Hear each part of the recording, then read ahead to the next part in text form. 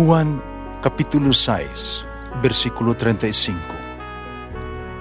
Si Jesus miingon kanila, "Ako mao ang pan nga naghatag sa kinabuhi. Ang muari kanako dili nagayod gutomon, ug ang mutuo kanako dili nagayod uhawon." Ang mga puno Pan sa kinabuhi. maglikon unta sa mong pagtuo o gagaka kami sa pagtuman sa imong mahal nga kasuguan. Ang Ginoo manaa kaninyo. Santo sa Ebanghelyo sumala ni San Juan. Ang mga Hudiyo mihangyo kang Pilato nga balion nila ang mga bitiis sa mga tao nga gilansang sa krus ug unya kuhaon sila. Gihimo nila kini kay Biyernes man kadto. Adlaw sa ipapahulay, papangandam ug dili sila buot nga magabilin ang mga tao ang lawas dito sa krus sa adlaw ipapahulay. Sanglit, umaabot pa ng adlaw ipapahulay. Balaan man kaayo. Busa, nangadto ang mga sundalo, ilang ipamali ang mga bitiis sa duha katao, kagilansang sa krus, uban kang Jesus. Apan, sa pagduol nila kang Jesus, nakita nila kapatay na siya. Busa wala sila nila balia ang iyahang mga bitiis. Apan, ang kilid ni Jesus gidughang sa usas sa mga sundalo sa iyahang bangkaw o diha-diha mibuhagay ang dugo ug tubig. Ang tao nakita niini hitabua nagmatuod niini aron manuo usab kamo. Tinuod o kasaligan ng iyahang gisulti. Kung nahibalo siya nga nagsulti siya sa tinuod. Gihimo kini aron matuman ang bahin sa kasulatan nga nag-ingon, walay bukog niya nga balion. Kung may lain pagyong giingon, bahin sa kasulatan nga nag-ingon, ang mga tao nagtanaw kaniya sa ilahang gidughang. Ang Ebanghelyo sa Ginoo. Pasalamati ang Ginoo kay siya maayo, ang iyang gugma mulungtad hangtod sa kahangturan. Pasalamati ang Diyos sa tanang mga Diyos, ang iyang gugma malungtaron.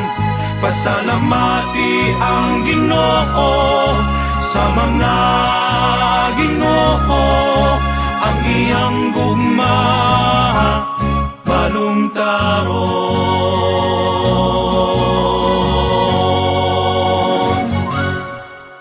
Ang kasing-kasing, atong kasing-kasing, giilang ang mao'y kinauyukan sa kinabuhi nato, kinabuhi sa tao. Kita makadungog sa mga pulong sama sa kinasing-kasing nga buhat, pagmahal sa tibuok kasing-kasing, ug gani makadungog kita pinulungan ng ingon nasaktan ang kasing-kasing or broken-hearted. Uban pa mga panultihon bahin sa mga kasing-kasing atong madunggan. Ang simbahan nagsaulog ng adlaw sa the most sacred heart of Jesus. Sa mga pagbasa atong nakita kung giunsa ang kasing-kasing sa Dios na kinangandoy alang kanato. Nag-abli siya kasing-kasing alang kanato.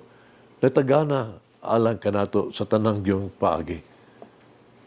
Pinagi sa tubig ug dugo nga midagayday gikan sa giduslak nga kasing-kasing ni Jesus, ato nakita ang atoang kinabuhi diha sa makaluwas nga tubig sa bunyag ug sa binilhong dugo diha sa Eucharistia. Busa ang kapistahan karon konektado kayo sa tuang pagsaulog sa Corpus Christi. Itong Domingo ba? Ang pagbasa sa Ebanghelyo sa Corpus Christi, nagdala ka nato sa Huwebes Santo, no? Na Ebanghelyo karong adlaw, nagdala nato sa Biyernes Santo. Ang mga Hudyo dili gusto kang lawas sa tulo ka gilansang sa krus ng mga tao magpabilin diha sa krus sa panahon sa ikapahulay. Mao nga ang Romanhong mga sundalo mibali sa mga bitiis sa duha ka laing mga tao aron pagpadali aron silang kamatayon. Si Jesus bisan pa patay na. Ang usa ka sundalo miduslak lang gihapon siyang bangkaw siyang kilid. Diha-diha mibuhagay ang dugo ug tubig. Ingon og ang paglansang kang Hesus sa krus dili igo ba nga mapintas nga cruel kaayo. Karon ang iyang patayng lawas gibuna lagi giduslak pa gyud usa ka bangkaw ang iyang kasing-kasing. Kinusa ka makilisan kayong talan-awon, no? Kamahanduraw nato. Apan kini nagpadayag biya sa tubag ni Jesus sa tanan natong kasalanan. He paid the price for our sins. Bisan patungod sa tuang mga sala, siya nag-antos, gisalikwa, gibugal-bugalan, gipatay. Nagpadayon gihapon siya sa paghalad siyang kagulingon alang sa atong kaluwasan.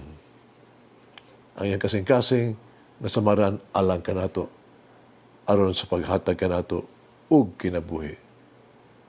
Ang dugo ug tubig nga nibuhagay gikan sa lawas na Jesus nagpakita nga siya tinuod nga mitugyan siyang kinabuhi alang kanato tungod sa gugma o sa iyang pagsunod sa kabubuton samahan. Ang paglagbas sa iyang kasing-kasing, no? Usa-usab kini katumanan sa tagna sa daang tugon, Old Testament, nga nagtagna sa atong dapit sa tubangan sa krus. Nagtanaw kaniya, nga ingon nagtanaw kaniya dihang gidughang siya pinaagi sa tuang mga sala. Ato maamguhan, kang dugo ug tubig gidigaday gikan sa iyang kilid, di lamang kini ebidensya sa iyang aktual nga kamatayon, kundi simbolo biya kini usab sa tuang bag-ong kinabuhi diha kaniya. Ang Diyos ng gugma, gibubo alang sa matag usa kanato. Aron kita mahimong bag-o mga binuhat diha ni Kristo. Aron kita mausab hangtod sa kahangturan. Aron kita makabaton sa kinabuhing dayon. Pagkabulahang grasya, ato na dawat gikan sa dugo ug tubig, kinibuhagay gikas kasing-kasing ni Jesus. Kalawasan. Mag-ampo kita. Labing balaan ng kasing-kasing ni Jesus, tuburan sa matag, panalangin, gisimba ko ikaw, gigugma ko ikaw. Uban sa minusulon ng kasing-kasing, tungod sa akong mga sala, ihalad ko kanimo kining kabus kong kasing-kasing. Himo ako, mga pausanon, mga pailubon, putli ug bugos, na masinugtanon sa imong kabubuton. Itugot maayong Jesus, na ako mabuhi gikan kanimo, ug kanimo lamang. Amen.